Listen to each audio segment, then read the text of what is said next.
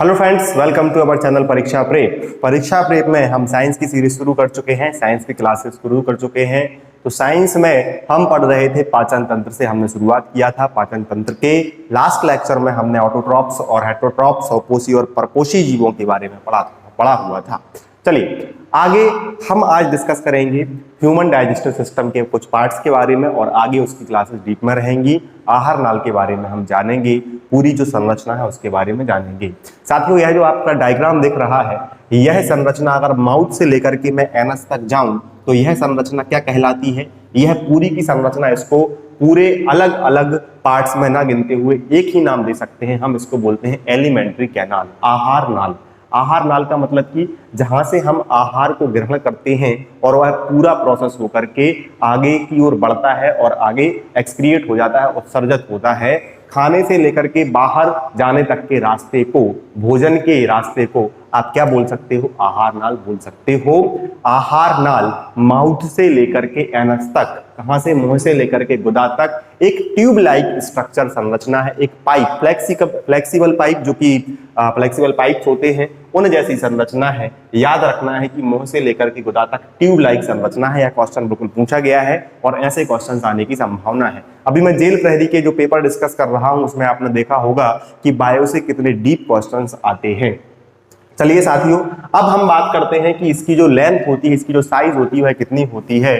तो माउथ से लेकर के एनस तक मानव के शरीर में इसकी जो आकार होता है वह 8 से 10 मीटर लंबा होता है। साथियों याद रखना है, इसकी जो साइज और शेप होती है वह ट्यूब लाइक होती है और 8 से 10 मीटर तक इसकी लेंथ होती है। मीटर बोल रहा हूं, ध्यान रखना। और एक बात और याद रखना कि इसके लिए आपको छोटी आंत स्मॉल इंटेस्टाइन के साथ कंफ्यूजन नहीं करना है। जब हम आगे आएंगे तो उसके बारे में भी हम आपको बताएंगे कि उसकी लेंथ एग्जैक्ट कितनी होती है। चलिए साथियों, आहार नाल के विषय में दो चीजें याद रखना है, ट्यूब लाइक और 8 से 10 मीटर संरचना। अब आहार नाल जो होती है वह शाकाहारी जीवों में बड़ी होती है तुलनात्मक ढंग से मांसाहारी जीवों की। जो क्या होते हैं आपके हर्बीवोरस होते हैं, वह कार्निवोरस की तुलना में बड़ी एलिमेंट्री कैनाल रखते हैं। जैसे कि मैं उदाहरण दूं कि आपकी जो गाय, भैंस, बकरी या फिर खरगोश वगैरह प्राणी होते हैं उनमें एलिमेंट्री कैनाल आपको ज्यादा लंबी देखने के लिए मिलेगी तुलनात्मक रूप से। किसके? चाहे मांसाहारी जीव हो, बाघ हो, चीता हो या कोई और अन्य मांसाहारी जीव हो, उसके एलिमेंट्री कैनाल कम होगी, छोटी होगी। साथियों ऐसा क्यों होता है? ऐसा इसलिए होता है क्योंकि जो शाकाहारी जीव होते हैं उनका भोजन है पेड़ पौधे, पत्तियां।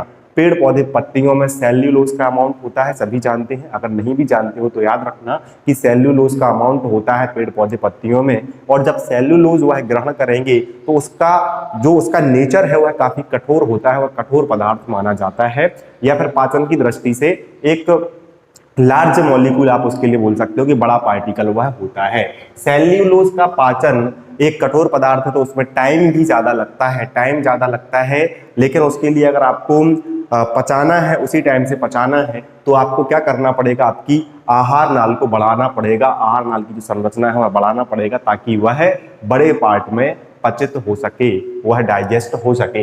इसीलिए जो शाकाहारी जीव होते हैं, सेल्यूलोज खाने के कारण इनकी जो आहार नाल होती है वह लंबी हो जाती है, बड़ी हो जाती है। अब ऐसा क्या होता है कि मांसाहारी जीवों की जो आहार नाल है वह कम होती है। साथियों मांसाहारी जीव जो होते हैं, ओमनिवोरस जो होते हैं, कार्निवोरस जो होते हैं, वह क्या मांस का सेवन करते हैं। हम सभी को पता है कि मांस जो होता है वह प्रोटीन का रिच सोर्स होता है। सबसे ज्यादा प्रोटीन आपको मांस में देखने के लिए मिलेगा।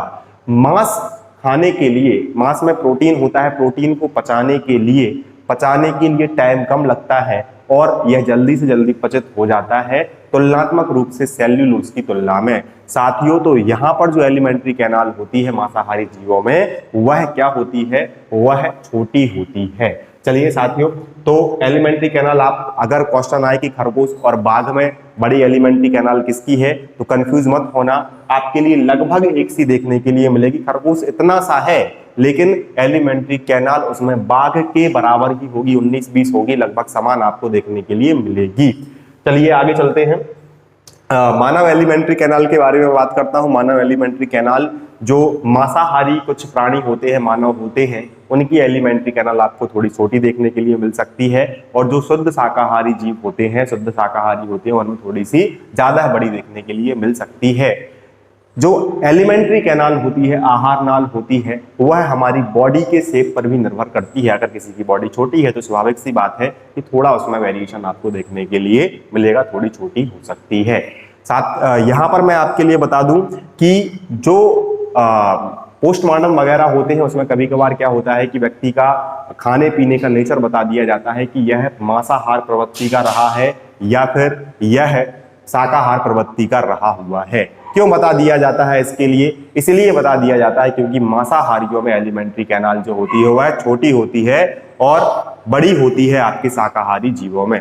चलिए साथियों, तो एलिमेंट्री कैनाल के बारे में हम और आगे चर्चा करेंगे। अभी सिर्फ आपके लिए माउथ से एनस तक याद रखना है कि यह एलिमेंट्री कैनाल होती है। इसमें हम माउथ पढ़ेंगे, टंग पढ़ेंगे, एपिग्लॉटिस की संरचना, oesophagus, diaphragm, stomach, liver, pancreas, gall bladder, mesentery. Mesentery याद रखना है कि यह एक नया ऑर्गन है, यह एक नया अंग तंत्र है जो कि जहां पर गॉल ब्लैडर से आने वाली एक नली खुलती है, पैनक्रियास और जो स्मॉल इंटेस्टाइन होती है उसके जंक्शन पर एक नया जो है वह अंग आपके लिए मिला है जिसका नाम मेजेंड्री है। स्मॉल इंटेस्टाइन, लार्ज इंटेस्टाइन पढ़ेंगे और एनस पढ़ेंगे। साथियों, डायफ्राम जो होता है वह डाइजेस्टिव सिस्टम और रेस्पिरेटरी सिस्टम के बीच में क्या होता है, एक बैरियर की भांति काम करता है। कल हम पढ़ेंगे या अगले लेक्चर में पढ़ेंगे कि हिचकी आने पर डायफ्राम का जो डायफ्राम होता है उसका क्या काम होता है। तो चैनल को सब्सक्राइब करना है। इसी प्रकार के नए फैक्ट मेरे साथ मिलते रहेंगे आपके लिए, आपको इंटरेस्ट भी आएगा मेरी साइंस पढ़ने में। तो जुड़े रहिएगा, चैनल को सब्सक्राइब करिएगा और अपने दोस्तों को हमारे जो चैनल को सब्सक्राइब कराने में मदद कीजिएगा, ग्रो कराने में मदद कीजिएगा। धन्यवाद, थैंक यू सो मच। जय हिंद, जय भारत।